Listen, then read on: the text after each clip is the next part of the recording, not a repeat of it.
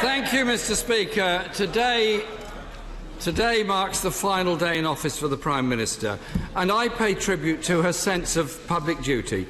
Public service should always be recognised. Being an MP, a minister, or indeed a Prime Minister is an honour that brings with it huge responsibility and huge pressures, both personally and, I'm sure, the Prime Minister and probably the whole House would agree, on those very closest to us who often are not able to answer back for the criticisms made against them. So I hope, Mr. Speaker, that she has a marginally more relaxing time on the back benches and perhaps, like the Chancellor, even helping me to oppose the reckless plans of her successor.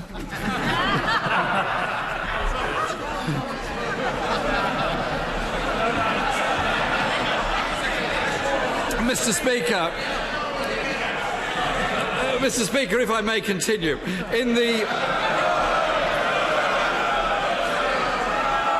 I'm glad the government party's in such good heart today, Mr. Speaker. For tomorrow they won't be. Mr. Speaker, in the last 3 years, child poverty has gone up. Pensioner poverty has gone up. In-work poverty has gone up. Violent crime has gone up. NHS waiting times have gone up. School class sizes have gone up. Homelessness has gone up. Food bank use has gone up. Does the Prime Minister have any regrets about any of those things I've just said? Can I say to the right honourable gentleman, it's very good to see the Conservative Party in good heart, which is more than I can say for the Labour Party. Let me just tell the right honourable gentleman, let me just say something to the right honourable gentleman about my record over the last 3 years and how I measure my record over the last 3 years. It's in the opportunity for every child who is now in a better school. Yeah. It's in the comfort for every person who now has a job for the first time in their life. It's in the hope of every disadvantaged young person now able to go to university.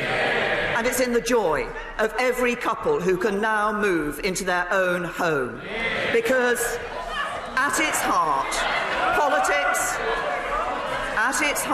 politics isn't about exchanges across these dispatch boxes, nor about eloquent speeches or media headlines.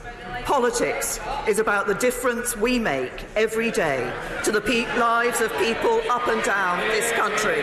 They are our reason for being here, and we should never forget it. Mr. Speaker, politics is about real life. Politics is about what people suffer in their ordinary lives. And I didn't mention that per pupil school funding has gone down.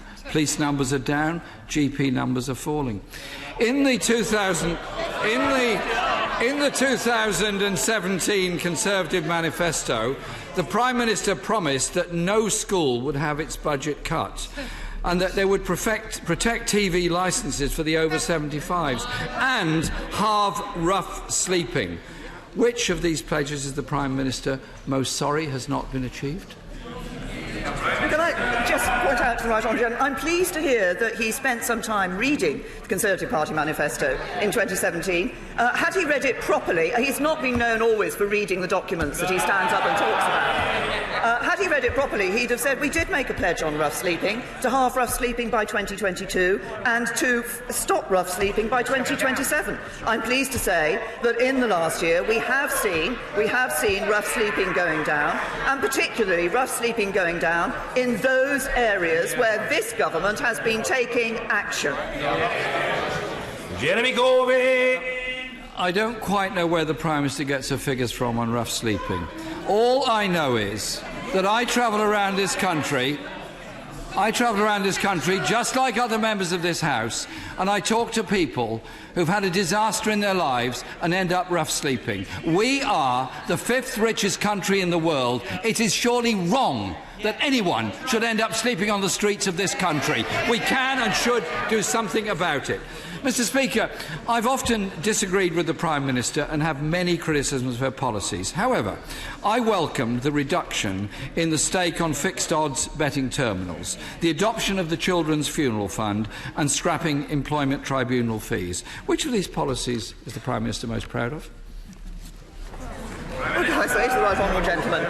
I'm proud of all the policies that we have introduced that have been improving people's lives. I'm proud of the fact that through the balanced management of the economy that we have done, we now see more people in work in this country than ever before. I'm proud of the fact there are more children in good and outstanding schools. I'm proud of the fact that the attainment gap between the disadvantaged and the advantaged has been narrowed under this government. And I'm proud of the fact that we are putting the biggest cash boost in its history into our National Health Service. We are ensuring that the National Health Service, the most beloved institution in this country, will be there for people into the future. This is a Conservative government, my government, delivering on the things that matter to people in their day-to-day lives. Mr. Speaker, the Prime Minister may have noticed that none of those things that I mentioned were actually in the Conservative Party manifesto in 2017, but every one of them was a Labour pledge in 2017. On Brexit, the Prime Minister's own red lines ruled out any sensible compromise deal. Only after she had missed her own deadline to leave did the Prime Minister even begin to shift her position. But by then, she no longer had the authority to deliver. Her successor has no mandate at all. Does she have confidence that the Right Honourable Member for Uxbridge will succeed where she has not? Can I just say to the right honourable gentleman, I worked tirelessly to get a good deal for the UK, and I also worked hard to get that deal through this Parliament. I voted for the deal. What did the right honourable gentleman do?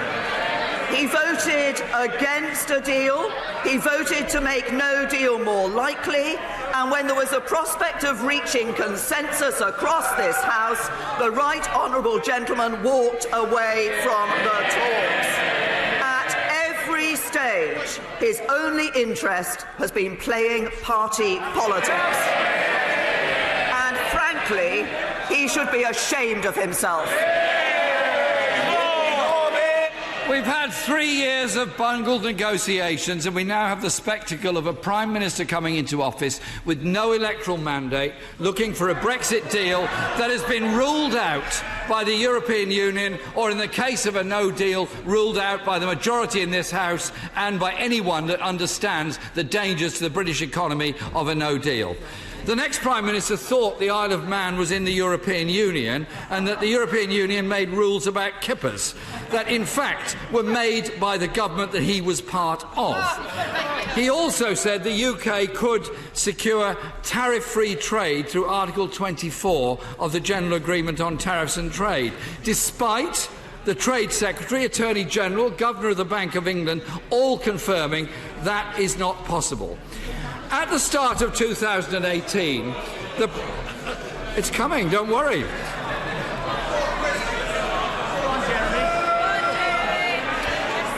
At the start of 2018, Mr. Speaker, the Prime Minister herself set up a new unit to counter fake news, charged with combating disinformation. How successful does she think that's been? I have to say to the right honourable gentleman that I fear that our success hasn't been what we wanted it to be, from the amount of fake news and fake information he uses at that dispatch box. Well, maybe, Mr. Speaker, she can have a word with her successor on the way out. But let me conclude by welcoming some for today.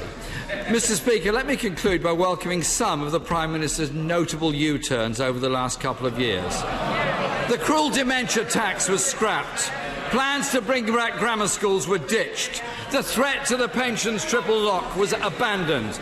Withdrawal of the winter fuel payments was dumped. The pledge to bring back fox hunting was dropped. And they binned their plan to end universal free school meals for 5 to 7-year-olds. The Prime Minister has dumped her own manifesto.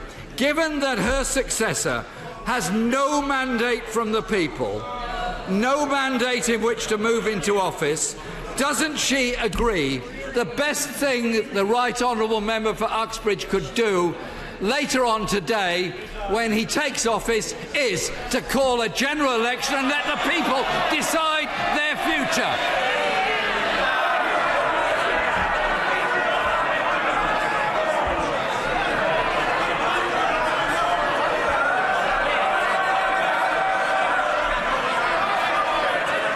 My first answer to the Right Honourable Gentleman is no.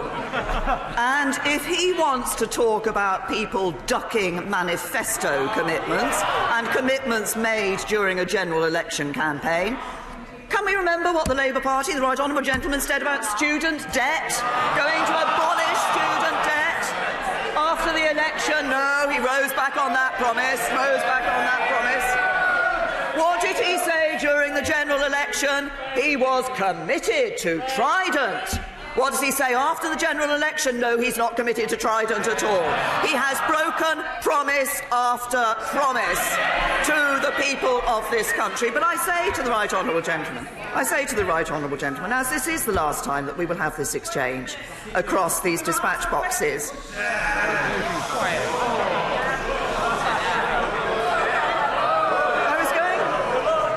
I was going to say that it is the strength of our British democracy that the Prime Minister and the Leader of the Opposition have these exchanges across their dispatch boxes every week at two swords' length. No quarter is sought and none is given. And that's as it should be in our adversarial parliamentary democracy. But he and I are very different people, and with very different politicians.